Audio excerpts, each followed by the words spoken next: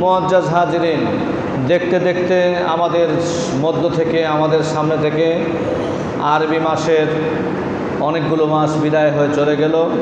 বর্তমানে আমরা শাবান মাসের মধ্যে অবস্থান করছি।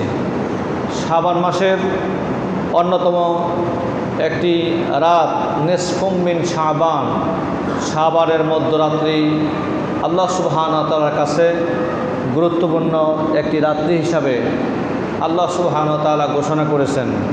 5টি রাত আল্লাহর কাছে বেশি মর্যাদাশীল। 5টি রাত, এর ভিতরে অন্যতম একটি রাত হলো নিসফুম মিন শাবান, শাবান মাসের মধ্যরাত। যদিও এই বিষয়টি নিয়ে কিছু কিলোকাল রয়েছে, কথাবার্তা রয়েছে, সর্ববিদ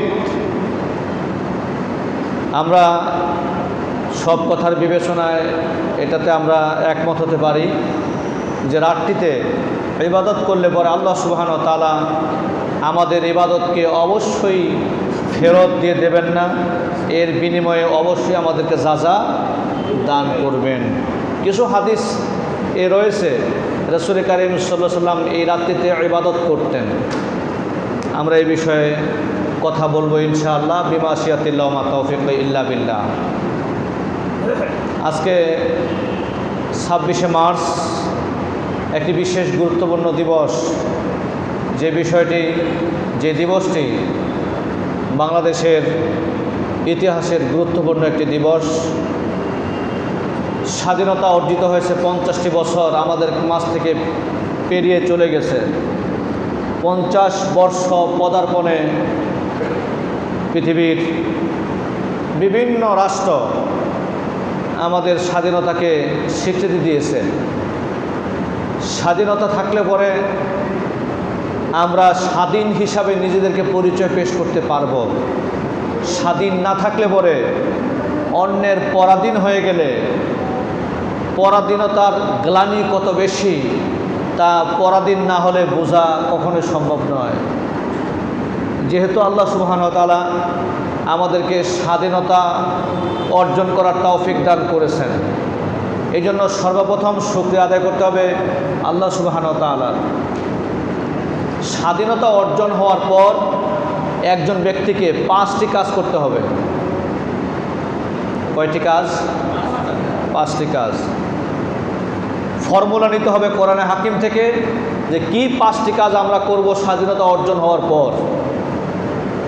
এর প্রথম কাজটি হলো আল্লাহ সুবহানাহু ওয়া তাআলার শুকরিয়া আদায় করা। স্বাধীনতার জন্য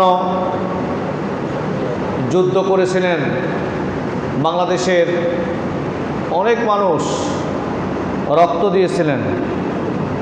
আমরা আল্লাহ সুবহানাহু ওয়া তাআলার শুকরিয়ার পাশাপাশি তাদেরও শুকরিয়া আদায় করছে।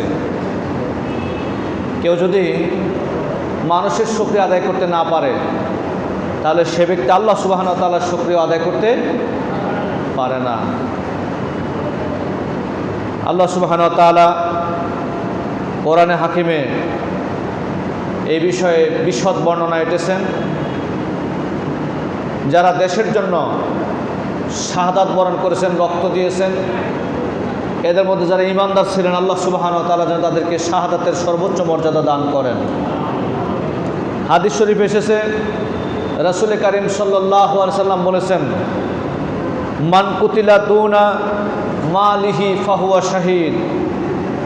যে ব্যক্তি নিজের অর্থ সম্পদকে হেফাজত করার জন্য জীবন দিয়েছে, নিজের সম্পদ রক্ষার জন্য জীবন দিয়েছে, ওই ব্যক্তি আল্লাহর দরবারে শহীদ। ওমান কুতিলা দুনা আহলিহি, নিজের পরিবার পরিজনকে বাঁচানোর জন্য, অত্যাচার নির্যাতন থেকে রক্ষা করার জন্য যারা শাহাদাত বরণ করেছেন, জীবন দিয়েছেন, তারাও আল্লাহর দৃষ্টিতে শহীদ। আও দুনা দামিহি আও দুনা দীনিহি ফাহুয়া শাহীদ। যে ব্যক্তি দ্বীনের জন্য নিজের জীবনকে বিলিয়ে দিয়েছেন, ওই ব্যক্তিও আল্লাহর দরবারে শহীদ। প্রথমেই সংজ্ঞার প্রথমে বলা হয়েছে মান কুতিলা দুনা মালিহি, তারপরে বলা হয়েছে আহলিহি, তারপরে বলা হয়েছে দীনিহি।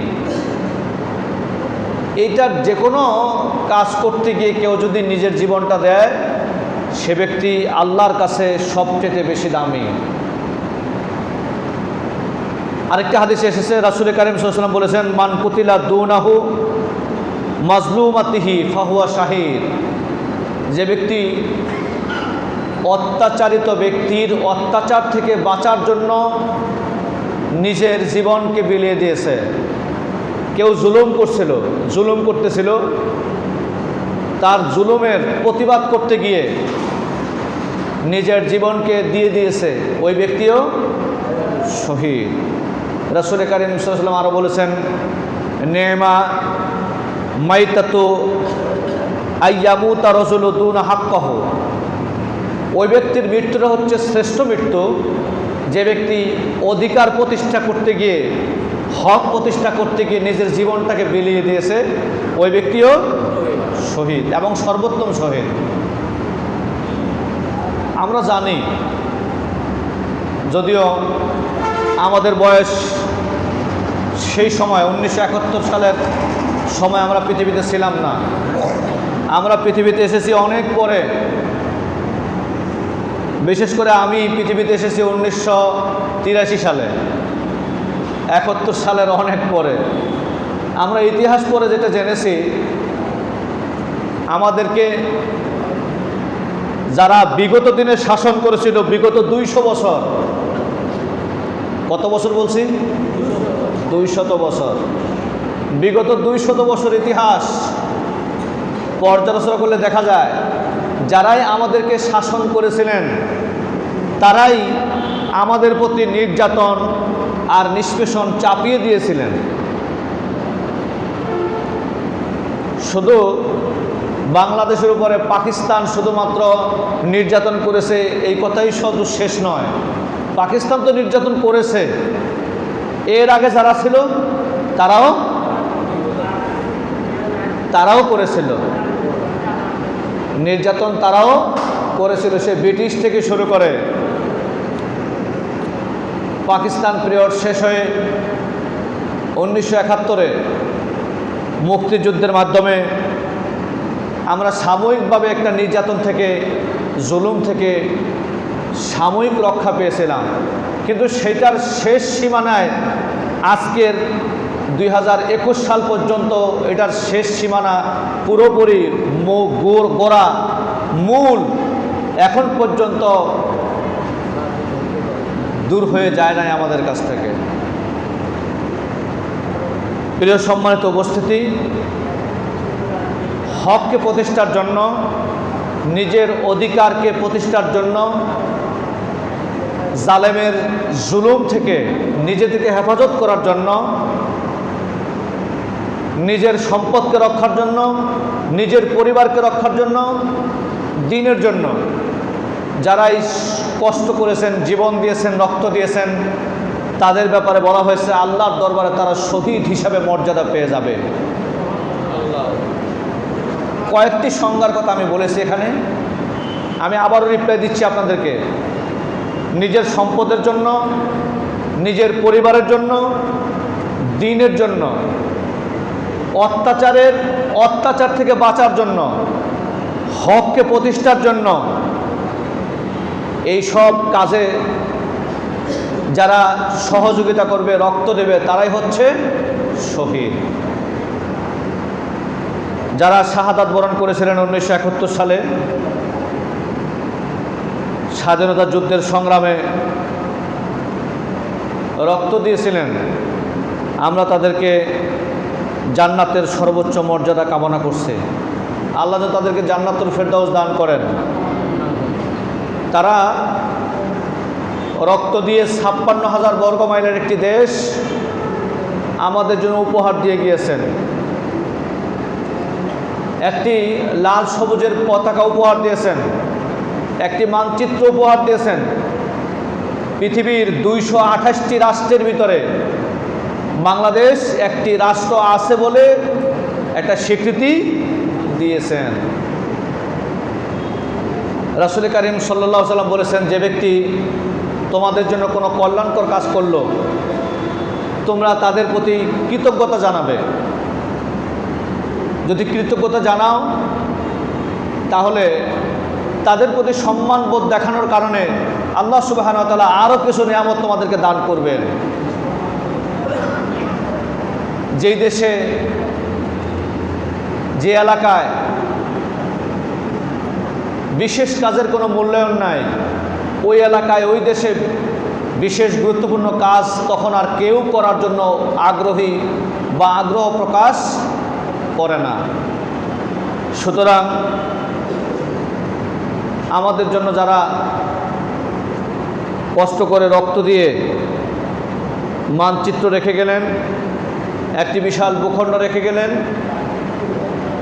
পৃথিবীর 228টি রাষ্ট্রের ভিতরে অন্যতম একটি রাষ্ট্র হিসাবে স্বীকৃতি দিয়ে গেলেন, এবং এই কাজে যারা সহযোগিতা করেছিলেন তাদের মধ্যে আজও যারা বেঁচে আছেন, আল্লাহ সুবহানাহু ওয়া তাআলা তাদেরকে যেন সেই আগের মতো ন্যায়ের পক্ষে, ন্যায়ের পথে থাকার তৌফিক দান করেন। আমরা যারা পরবর্তী প্রজন্ম আজকের পৃথিবীতে এসেছি, আমাদের স্বাধীনতা যা অর্জিত হয়েছে এটা যেন আমাদের কাছ থেকে বুলুণ্ঠিত হয়ে না যায়, আমরা যেন আবার পরাধীনতার গ্লানি এর ভিতরে হাবুডুবু না খাই।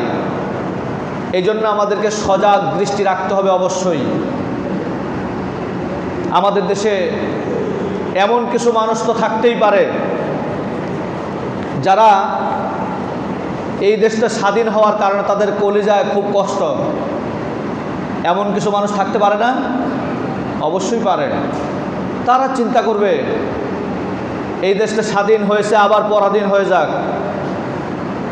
একটা থেকে, এক রাষ্ট্র থেকে তারা স্বাধীন হয়েছে, আর একটা রাষ্ট্রের গোলামির জিনজিরে আবদ্ধ হয়ে যাক। এটা কারো কারো কলিজায় আঘাত লাগতেও পারে, থাকতেও পারে। এজন্য আমরা স্বাধীনতা যা অর্জন করেছি এটা যেন আমাদের কাছ থেকে আবার চলে না যায়, এজন্য আমাদেরকে অবশ্যই সতর্ক থাকতে হবে।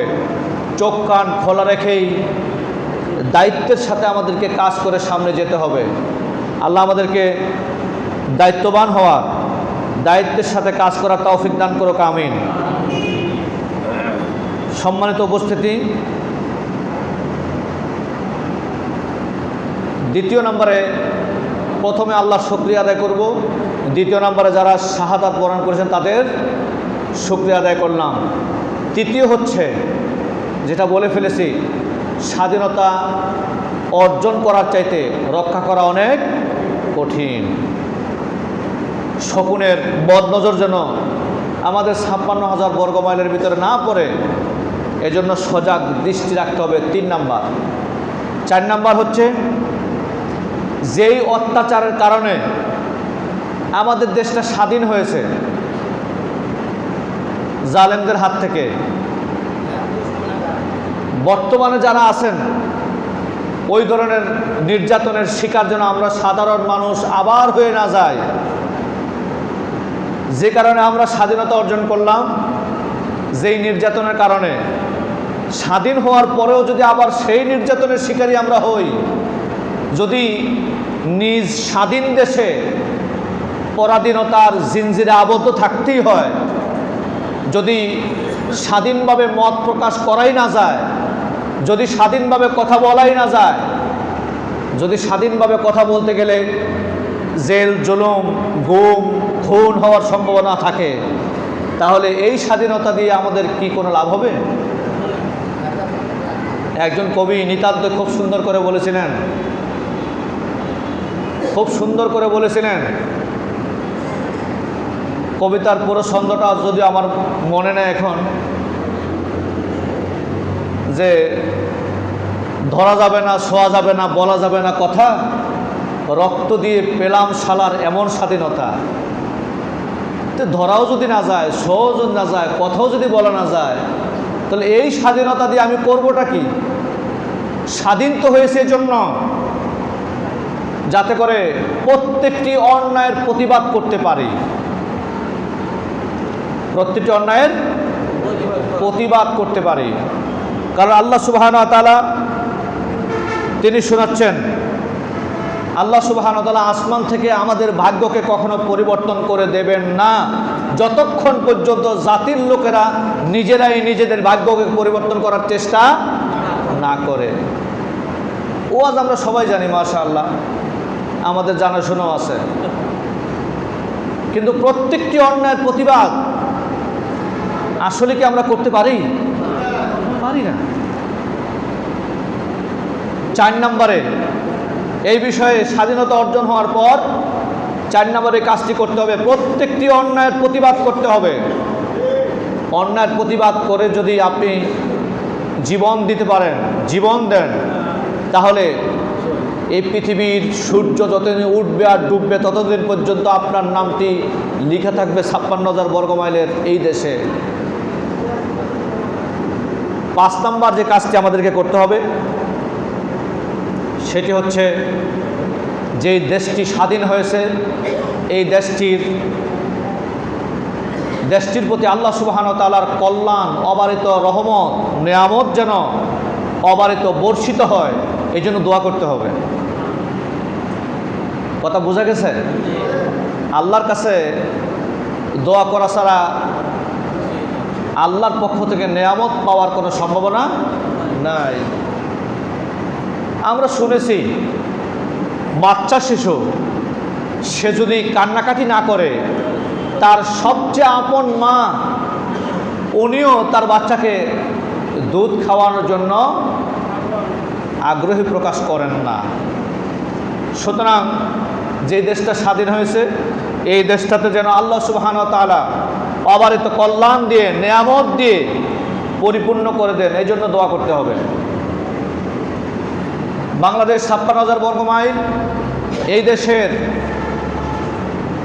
অন্য দেশের মানুষেরা আমাদেরকে বলে গরিব মেসকিন, বলে না? যদি গরিবই হতো, যদি মেসকিন হতো, তাহলে পরাশক্তি কেন আমাদেরকে শাসন করতে আসতো? ওরা বুঝতো যে এখানে শাসন করতে গেলে ওদের থেকে পাওয়া যাবে না, বরং তাদেরকে দেওয়া লাগবে। সুতরাং থাক বিখ্যাতর কুত্তা সামলা, আমরা চলে যাই। আসলে তারা বুঝতো এই দেশটা গরিব না, এই দেশটা আসলেই গরিব না, আমাদের স্বভাবটাই হলো গরিব, আমাদের স্বভাবটাই হলো গরিব। আমাদের দেশটা আসলে গরিব না। 56,000 বর্গমাইলের এই দেশের ভিতরে আল্লাহ সবচেয়ে বড় একটা নেয়ামত দিয়েছে, 18 কোটি মানুষের 36 কোটি,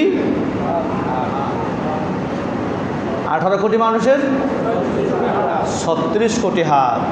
এই 36 কোটি হাত, এটা যদি ভিক্ষার হাত না বানায়া অন্যের কাছ থেকে পাবো এই চিন্তা না করে যদি প্রত্যেকেই আমরা উদ্যোক্তা হতাম, আমি একটা কিছু করব, আমি করে আমার ফার্মে আরও 2 জনকে চাকরি দেব, এরকম উদ্যোক্তা যদি আমরা হতাম, তাহলে বলেন তো আমরা কি আসলে গরিব থাকতাম? আমাদের দুটো হাত ভিক্ষার হাত না হয়ে যদি কর্মের হাত হতো। আমরা ভিক্ষা বিভিন্নভাবে করি, ভিক্ষা বিভিন্নভাবে আমরা করার চেষ্টা করি, কিন্তু ভিক্ষার হাত না হয়ে যদি আমার হাত কর্মের হাত হতো, আমার মাথায় যদি জাগ্রত হতো আমি নিজে একটা ফার্ম করব, এই ফার্মের মধ্যে আরও কয়েকজন চাকরি করবে, তাহলে দেখা যেত 18 কোটি ফার্ম হলে ওইখানে কাজ করার জন্য অনেক লোকের অভাব থাকতো। আমার দেশের মানুষ কাজ করার জন্য শ্রমিক হিসাবে বিদেশে যাওয়ার কোনো প্রয়োজনীয়তা, কিন্তু আমার দেশে এই কাজটা করা হয় না। সরকারি উদ্যোক্তায়, সরকারি ব্যবস্থাপনায় যদি আমাদের প্রত্যেকটি যুবককে এরকম কাজে লাগিয়ে দিত, কাজ করার ব্যবস্থা করে দিত, অবশ্যই আমরা গরিব থাকতাম না। আল্লাহ সুবহানাহু ওয়া তাআলা আমাদেরকে যে নিয়ামত দিয়েছেন, এই নিয়ামত অনেক দেশেই নাই। আমেরিকার ইতিহাস পড়লে পাওয়া যায় প্রতি 1 কিলোমিটারে 1-2 জন মানুষ বসবাস করে, 1 কিলোমিটারে 1-2 জন মানুষ বসবাস করে, ওদের দেশে লোক নাই। আমাদেরকে আল্লাহ সুবহানাহু ওয়া তাআলা যে জনশক্তি দিয়েছেন, এই জনশক্তিকে যেন কাজে লাগানোর তৌফিক দান করেন। আমাদের দেশের জনশক্তিকে আল্লাহ সুবহানাহু ওয়া তাআলার বড় নিয়ামত হিসেবে আমরা এটাকে গড়ে তুলতে যেন পারি, তৌফিক যেন আল্লাহ দান করেন। আল্লাহ সুবহানাহু ওয়া তাআলা বলেছেন, তোমাদেরকে জনশক্তির নিয়ামত হিসেবে যা দান করেছি, তোমাদের জনশক্তিকে কাজে লাগাও এবং আমি আল্লাহর প্রতি ভরসাশীল হও। ওয়ালাউ আন্না হালাল করা আমানু ওয়াত্তাকাও, দুইটা কাজ করো। কয়টা কাজ? আমানু, আল্লাহর প্রতি ঈমান আনো, ওয়াত্তাকাও, তাকওয়ার নীতি অবলম্বন করো, আল্লাহকে ভয় করো। যে কাজ করতে যাবে সেই কাজে চিন্তা করবে আমার আল্লাহ সন্তুষ্ট কিনা, আমার আল্লাহ এই বিষয়ে কি বলেন, আমার রাসূল কি বলেন। যদি আল্লাহ এবং তার রাসূল এই কথার ব্যাপারে, এই কাজের ব্যাপারে স্বীকৃতি দেয়, তাহলে তুমি সেটা করবে। এই ধরনের তাকওয়া যদি অর্জন করতে পারো, লাফাতাহনা আলাইহিম বারাকাতিম মিনাস সামাই ওয়াল আরদ, তাহলে আসমান আর জমিনের সব বরকতের দরজা তোমাদের জন্য আমি খুলে দেব। আমাদের দেশে সম্পদ আছে, গ্যাস আছে, আর গ্যাস যেখানে আছে সেখানে কয়লা আছে, স্বর্ণ আছে, অনেক কিছু আছে। আমাদের দেশে আছে বিশাল নদী সম্পদ, আছে বনজ সম্পদ। কিসের অভাব? কিছুরই অভাব নাই, শুধু দায়িত্বশীল কিছু মানুষের অভাব। কিছু মানুষ যদি দায়িত্বশীল হয়ে এগুলার সুষম বন্টন করত, এগুলাকে যদি কাজে লাগাতো, তাহলে আল্লাহ সুবহানাহু ওয়া তাআলার সে কথা বাস্তবায়ন হতো। আমরা তো ঈমান এনেছি আল্লাহর প্রতি, তাকওয়ার নীতি অবলম্বন করেছি। দায়িত্বশীল লোকেরা যদি দায়িত্ব গ্রহণ করে এই কাজগুলা করে দেয়, আমরা ইনশাল্লাহ গরিব থাকব না। এই 5টি কাজ স্বাধীনতার পর আমাদেরকে করতে হবে। আল্লাহ আমাদেরকে 5টি কাজ করার তৌফিক দান করুক। সামারি টানছি আরেকবার। 1 নম্বরে, স্বাধীনতা অর্জন হয়েছে বলে প্রথম শুকরিয়া আদায় করব কার? প্রথমেই শুকরিয়া আদায় করতে হবে আল্লাহ। কারণ আপনার আমার যত শক্তি থাকুক না কেন, আল্লাহর যদি ইচ্ছা না থাকে, তাহলে এই কাজ বাস্তবায়ন করার কোনো সম্ভাবনা নাই। 2 নম্বরে, যারা জড়িত ছিলেন তাদের শুকরিয়া আদায় করতে হবে।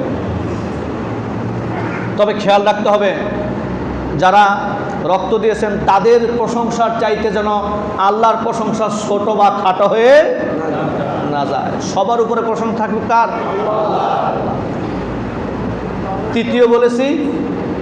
তৃতীয় যে কথা বলেছি, স্বাধীনভাবে প্রত্যেকটি অন্যায়ের প্রতিবাদ আজও করতে হবে।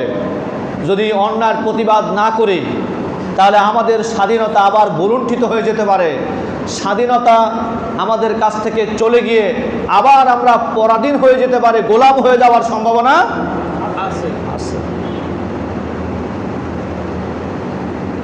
4 নম্বরে কি বলেছি? 4 নম্বরে বলেছিলাম, আল্লাহ সুবহানাহু ওয়া তাআলা আমাদেরকে যে নিয়ামত দান করেছেন, এই নিয়ামতের শুকরিয়া আদায় করতে হবে। আল্লাহ যেন আমাদেরকে অবারিত কল্যাণ দেন, এই জন্য আল্লাহর কাছে দোয়া করতে হবে। আল্লাহ আমাদেরকে তার কাছ থেকে কল্যাণ পাওয়া, একটি কল্যাণমুখী রাষ্ট্র হিসেবে বাংলাদেশকে গড়ে তোলার তৌফিক দান করুক, আমিন। আমাদের সামনে একটি রাত, বিশেষ রাত অপেক্ষা করতেছে, যেটি সরকারি ঘোষণা হয়েছে সোমবার দিবাগত রাত, নিসফুম মিন শাবান। সরকারিভাবে যেটা ঘোষণা হয়েছে, আগামী সোমবার দিবাগত রাত। এই রাত্রিতে রাসূল কারীম সাল্লাল্লাহু আলাইহি ওয়াসাল্লামের ইবাদতের কথা রয়েছে। আয়েশা সিদ্দিকা রাদিয়াল্লাহু তাআলা আনহা তিনি বলেছেন, আমি রাতের বেলা ঘুম থেকে উঠে রাসূল কারীম সাল্লাল্লাহু আলাইহি ওয়াসাল্লামকে আমার পাশে পাইনি। খুঁজতে লাগলাম, খুঁজতে গিয়ে দেখলাম রাসূল কারীম সাল্লাল্লাহু আলাইহি ওয়াসাল্লাম জান্নাতুল বাকিতে নামাজ আদায় করার পর মোনাজাত দিচ্ছেন। রাসূলের পিছনে গিয়ে আমিও মোনাজাত ধরলাম। মোনাজাত শেষ হওয়ার পর আমি বিশ্বনবীকে জিজ্ঞাসা করলাম, ইয়া রাসূলুল্লাহ, এটা কোন রাত? রাসূল কারীম সাল্লাল্লাহু আলাইহি ওয়াসাল্লাম বলেছিলেন, নিসফুম মিন শাবান, এটা হচ্ছে শাবান মাসের মধ্যরাত। এই রাতে ইবাদত করলে আল্লাহ সুবহানাহু ওয়া তাআলা কবুল করেন। আরেকটু লম্বা হাদিস, সেই রাতটি আমাদের সামনে অপেক্ষমান। আমরা ওই রাত্রিতে আল্লাহর দরবারে ধর্ণা দেব, রোনাজারি করব, প্রতি রাত্রিতেই করব। ওই রাত্রির জন্য আল্লাহ আমাদেরকে করার তৌফিক দান করেন, আমিন। রাসূল কারীম সাল্লাল্লাহু আলাইহি ওয়াসাল্লাম স্বাভাবিকভাবে সাধারণত প্রতি মাসের, আরবি মাসের 3 দিন রোজা রাখতেন, 13, 14, 15। আমরাও যাদের সুযোগ আছে আমরা যেন সিয়াম সাধনা করি, নফল ইবাদত, নফল সিয়াম। যদিও রমজানকে স্বাগত জানানোর জন্য যদি কেউ এই 3 দিন রোজা রাখে, আল্লাহ সুবহানাহু ওয়া তাআলা অবশ্যই এর ভিতরে কল্যাণ দান করবেন। আমাদের যাদের সুযোগ আছে আমরা রবিবার, সোমবার, মঙ্গলবার হোক বা শনি, রবি, সোম, আমরা ইনশাআল্লাহ আমরা সিয়াম সাধনা পালন করব। আল্লাহ আমাদেরকে তৌফিক দান করুক, আমিন। সোমবারে রাত্রে